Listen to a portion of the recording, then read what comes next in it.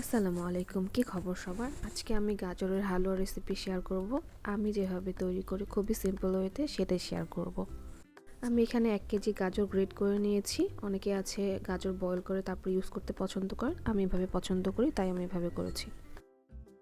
ফ্লেভারের জন্য আমি কিছু মশলা নিয়ে নিয়েছি। তারপর আমি একটি প্যান চুলায় বসিয়ে দিয়েছি। এখানে আমি 1.5 টেবিল স্পুন ঘি ইউজ করছি। আপনারা চাইলে তেল ইউজ করতে পারেন, বাট ঘি ইউজ করলে অনেক ফ্লেভারটা অনেক ভালো আসে। দ্যাটস ওয়াই আমি ঘি ইউজ করেছি। তারপর আমি এখানে ইউজ করছি কিছু মশলা। এই মশলার জন্য ফ্লেভার অনেক সুন্দর আসবে, স্মেলটা অনেক সুন্দর আসবে।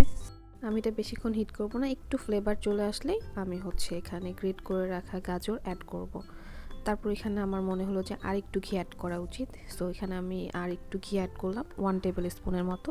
আমি সব কিছু একসাথে মিক্স করব। এখন মিক্স করা হয়ে গেলে আমি ঢাকনা দিয়ে ঢেকে দিব। 2 মিনিটের মতো আমি রেখে দিব, সব কিছু যেন একসাথে মিক্সড হয়ে যায় সেজন্য। আর বেশিক্ষণ ঢাকনা দিয়ে রাখা যাবে না, তাহলে এটা পুড়ে যেতে পারে। 2 মিনিট ওয়েট করার পর আমি ঢাকনা তুলে ফেলবো। এখন আমি এখানে অ্যাড করব 1.5 কাপের মতো দুধ। আমি এখানে বেশি দুধ ইউজ করব না, শুধুমাত্র গাজরটা সিদ্ধ করার জন্য যতটুকু প্রয়োজন ঠিক ততটুকু ইউজ করব। বেশি দুধ ইউজ করলে দেখা যাবে গাজরটা বেশি সিদ্ধ হয়ে গেছে, যেটা খেতে একদমই ভালো লাগবে না।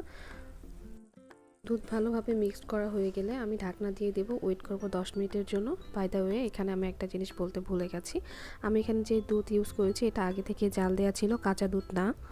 10 মিনিট ওয়েট করার পর আমি ঢাকনা তুলে দেখব যে কতটুকু বয়েল হয়েছে আর দুধ কতটুকু কি পরিমাণে কমেছে।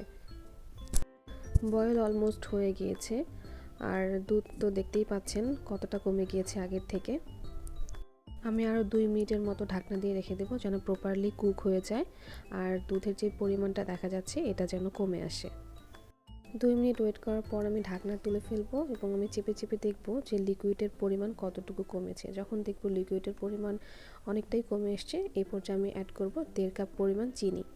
অ্যাড করার পর সম্পূর্ণ চিনি আমি গাজরের সাথে মিক্স করে ফেলবো।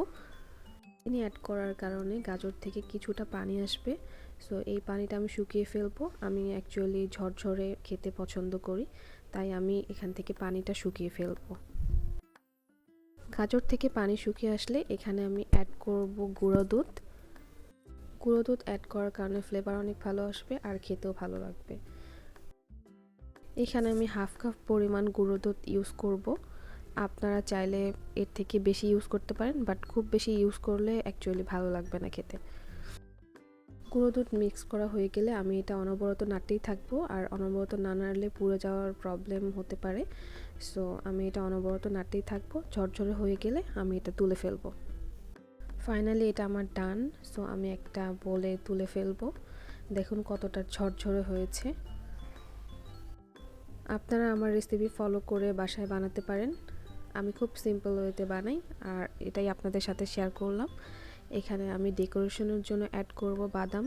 আপনারা অনেক টাইপের বাদাম অ্যাড করতে পারেন, আমার বাসায় কাঠবাদাম ছিল, সো আমি শুধু কাঠবাদামই অ্যাড করলাম ডেকোরেশনের জন্য। বাই।